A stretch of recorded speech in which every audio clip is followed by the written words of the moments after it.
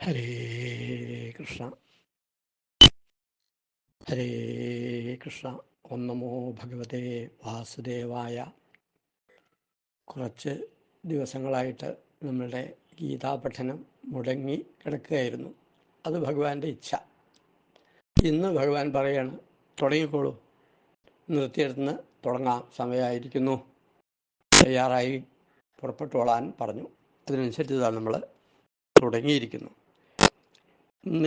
ഇന്ന് നമ്മൾ 34-ാമത്തെ ശ്ലോകമാണ് പഠിക്കുന്നത്. ഇന്ദ്രിയസ്യേന്ദ്രിയസ്യാർത്ഥേ രാഗദ്വേഷൗ വ്യവസ്ഥിതൗ തയോർനവശമാഗച്ഛേത് തൗ ഹ്യസ്യ പരിപന്ഥിനൗ. എന്താ ഭഗവാൻ പറയുന്നത്? ഇന്ദ്രിയസ്യാർത്ഥേ രാഗദ്വേഷോ വ്യവസ്ഥിതോ. ഇന്ദ്രിയങ്ങൾക്ക്, നമ്മുടെ ഇന്ദ്രിയങ്ങളുണ്ടല്ലോ, ജ്ഞാനേന്ദ്രിയങ്ങൾ, കർമ്മേന്ദ്രിയങ്ങളൊക്കെ ഉണ്ട്. അവയ്ക്കൊക്കെ എന്തൊരു പ്രത്യേകത ഉള്ളത്?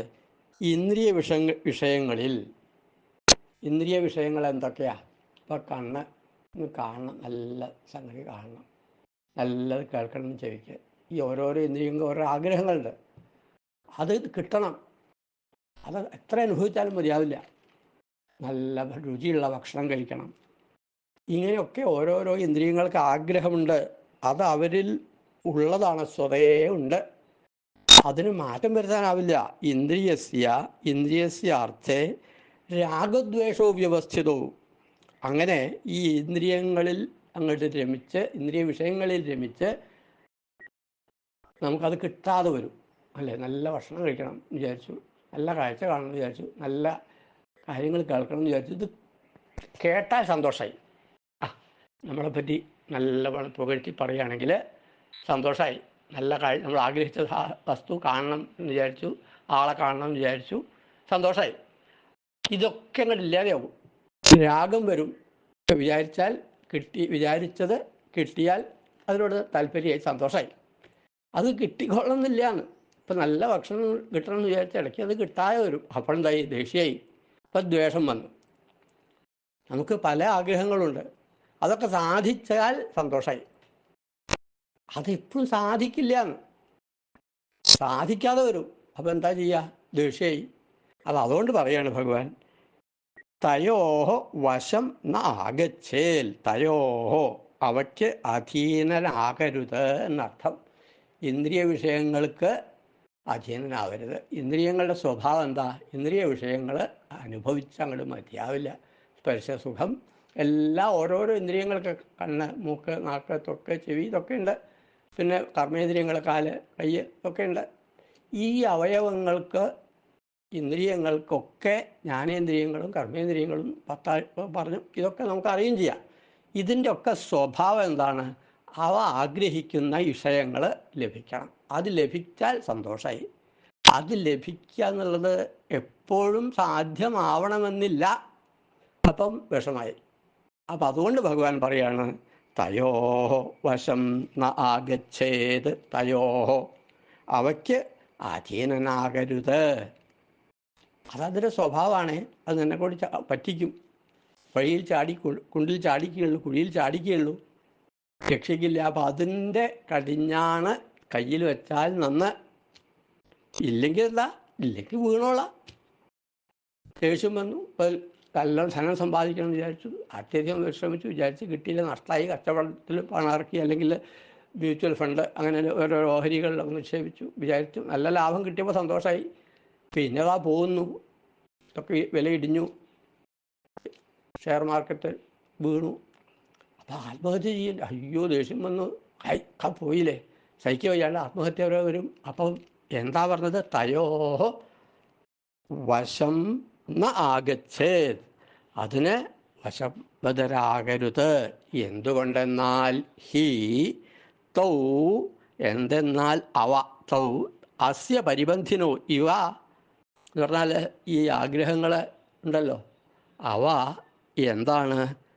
പരിബന്ധിനവും, ശത്രുക്കളാകുന്നു എന്നാണ് പറയുന്നത്. രംഗനാഥസ്വാമി ഇതിന് ഹൈവേ റോബേഴ്സ് എന്നാണ് പറഞ്ഞത്. ഹൈവേയിൽ നമ്മൾ യാത്ര ചെയ്യുമ്പോൾ ഉള്ള കള്ളന്മാരുണ്ടാവും. അവരിപ്പോൾ നമ്മൾ പോകുമ്പോൾ നമ്മളെ കയ്യിൽ പല സാധനങ്ങളും വിലപ്പിടിച്ചതൊക്കെ ഉണ്ടാവും. യാത്രയ്ക്ക് കൊണ്ടുപോയ പഴയ കാലത്തെ കഥ ആണെങ്കിൽ പ്രത്യേകിച്ചും ഒക്കെ കയ്യിൽ പിടിച്ചാൽ പോവുക. ഇപ്പൊക്കെ ഈസിയാണ്, പൈസ ഒന്നും കയ്യിൽ വെക്കാണ്ടത്തിന് പോകാനുള്ള പരിപാടിയൊക്കെ ഉണ്ട്. ഇതിനു മുമ്പൊക്കെ എല്ലാം കയ്യിൽ വെച്ച്, പൂന്താനത്തിൻ്റെ കഥയൊക്കെ നമ്മൾ കേട്ടിട്ടുണ്ടല്ലേ, ഒരു ഭാണ്ഡം അതിലെല്ലാം ഉണ്ടാവും. കള്ളന്മാർ പിടിച്ചു പറിച്ചാൽ ഒക്കെയാണ് അവർ അപഹരിക്കും, ഇടയ്ക്ക് കൊല്ലും ചെയ്യും. അപ്പം ഇവർ എന്താണ് വഴിയിലുള്ള കൊള്ളക്കാരാണ്, ശത്രുക്കളാണ്. നിങ്ങളുടെ ധനം മുഴുവൻ അപഹരിക്കും. നിങ്ങളുടെ ധനം എന്ന് പറഞ്ഞാൽ നിങ്ങളുടെ ഇന്ദ്രിയ നിഗ്രഹമാണ്. അല്ലെങ്കിൽ ഇതേവരെ സമ്പാദിച്ചതുള്ളതൊക്കെ എന്ന് പറയാം. അതൊക്കെ നമ്മൾ ഇന്ദ്രിയങ്ങളെ കൊണ്ടാണല്ലോ ഓരോന്നും സമ്പാദിക്കുന്നതല്ലേ. കർമ്മേന്ദ്രിയങ്ങളെ കൊണ്ട്, കൈകൊണ്ട്, കാലുകൊണ്ടൊക്കെ, കൈകൊണ്ട് പ്രവർത്തിക്കുന്നു, കാലുകൊണ്ട് നടന്ന് എത്തേണ്ടടുത്തെത്തി കാര്യങ്ങൾ ചെയ്യുന്നു, ഇതൊക്കെ ചെയ്യുന്നു. അപ്പോൾ ഈ കർമ്മങ്ങളൊക്കെ ചെയ്യുന്നുണ്ട്, അങ്ങനെ സമ്പാദിക്കുന്നുണ്ട്. ഈ സമ്പാദിച്ച് വെച്ചതൊക്കെ നഷ്ടപ്പെട്ടു പോകും ഇന്ദ്രിയങ്ങൾക്ക് വശമായാൽ. അപ്പം എന്താ ചെയ്യുക? അതിനൊരു വ്യാഖ്യാനത്തിൽ കണ്ടു, അതിനൊരു മാർഗമുണ്ട്. ഇന്ദ്രിയങ്ങൾ നമ്മളെ വശത്തിലാവുന്നില്ലെങ്കിൽ, നമുക്കാകില്ല, വശത്താക്കാൻ പറ്റില്ലെങ്കിൽ അർജുനൻ ചെയ്ത മാതിരി ചെയ്യാനാണ് പറഞ്ഞത്. അർജുനൻ എന്താ പറഞ്ഞത്? എനിക്കറിയില്ലേ ഭഗവാനെ, ഞാൻ വിചാരിച്ചിട്ട് ഒന്നും സാധിക്കുന്നില്ല, ഞാൻ അങ്ങയെ ശരണം പ്രാപിച്ചിരിക്കുന്നു, എനിക്ക് വേണ്ടത് യാതൊന്നാണോ അത് ഉപദേശിക്കുക. നമുക്കും പറയാനുള്ളതാണ്, ഈ ഇന്ദ്രിയങ്ങളെ ഒന്നും നിയന്ത്രിക്കാൻ നമ്മൾ വിചാരിച്ചാൽ സാധിക്കില്ല.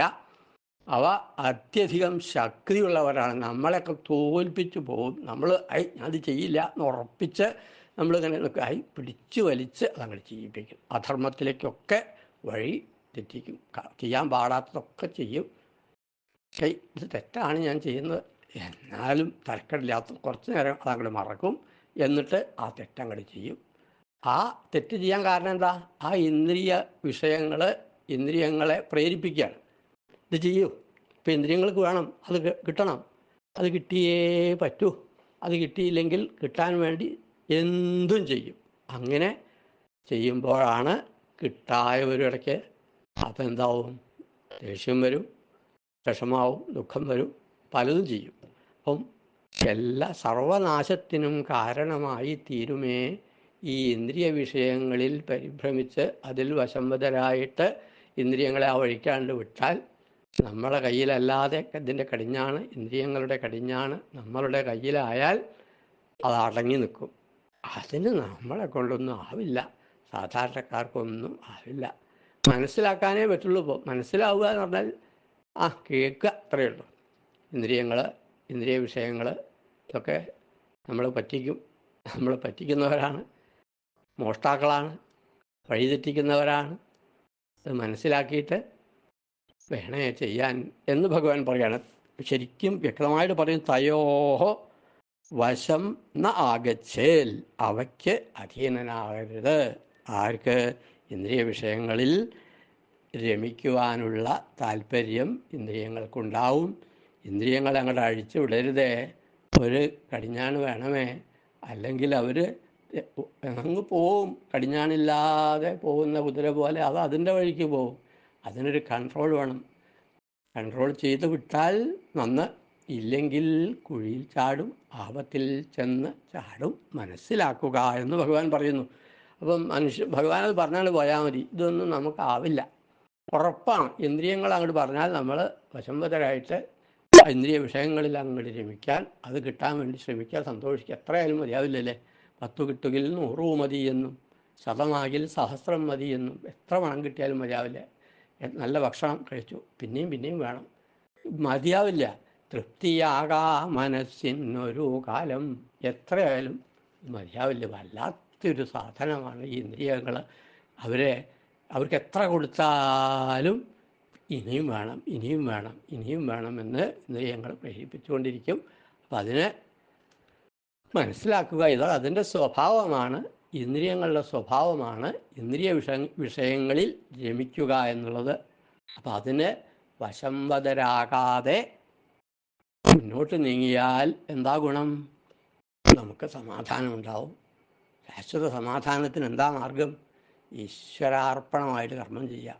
അത് ചെയ്യില്ലെങ്കിൽ, ചെയ്യാൻ പറ്റിയിട്ടില്ലെങ്കിൽ ഈശ്വരനോട്, ഭഗവാനോട് പറയുക, കൃഷ്ണ, ഞങ്ങൾ കേട്ടിട്ടുണ്ട് ഗീതയിൽ ഇങ്ങനെയൊക്കെ ഉള്ള ഇന്ദ്രിയ വിഷയങ്ങൾക്ക് അടിമപ്പെടാതെ ഇന്ദ്രിയങ്ങളെ നിയന്ത്രിക്കണം എന്നൊക്കെ. അതൊന്നും പറ്റുന്നില്ല കൃഷ്ണ, അതുകൊണ്ട് എന്നെ കൊണ്ട് നല്ലത് ചെയ്യിപ്പിക്കണേ എന്ന് കൃഷ്ണനോട് പറയാം. നേർവഴിക്കെന്നെ നീ കൊണ്ടുപോയിടണേ എന്ന് ഭഗവാനോട് പ്രാർത്ഥിക്കാം. ശ്ലോകം ഒന്നുകൂടി ചൊല്ലിയിട്ട് നമുക്ക് സമർപ്പിക്കാം. ഇന്ദ്രിയസ്യേന്ദ്രിയസ്യാർത്ഥേ രാഗദ്വേഷൗ വ്യവസ്ഥിതൗ തയോർനവശം ആഗച്ഛേത് തൗ ഹ്യസ്യ പരിപന്ഥിനൗ. ശ്രീകൃഷ്ണാർപ്പണമസ്തു.